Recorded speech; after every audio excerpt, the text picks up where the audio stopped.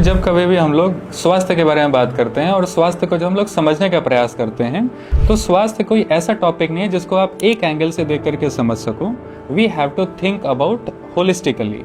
जैसे एग्जाम्पल के तौर पे यदि आज के स्वास्थ्य के चैलेंजेस को आप देखते हैं और जब इन चैलेंजेस को स्टडी किया जाता है तो हमें ये पता लगता है कि आज के डेट में होने वाली स्वास्थ्य समस्या किसी एक चीज़ के ऊपर डिपेंडेंट ना होकर के ये बहुआयामी है। बहुआयामी का मतलब ये है कि आज के स्वास्थ्य के चैलेंजेस अलग अलग फैक्टर्स के ऊपर डिपेंड करते हैं।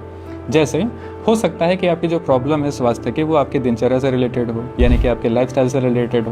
हो सकता है कि आपकी जो स्वास्थ्य समस्या चल रही है वो न्यूट्रिशन से रिलेटेड हो सकता है कि कुछ आयुर्वेद के सिद्धांत और नियम है जिनका आप पालन न कर पा रहे हो जाने अनजाने। हो सकता है कि आपका जो माइंडसेट है, जो थॉट प्रोसेस है, वो आपको अफेक्ट कर रहा हो। बिकॉज बहुत सारे रिसर्चर्स और साइंटिस्ट ये बताते हैं कि हमारी जो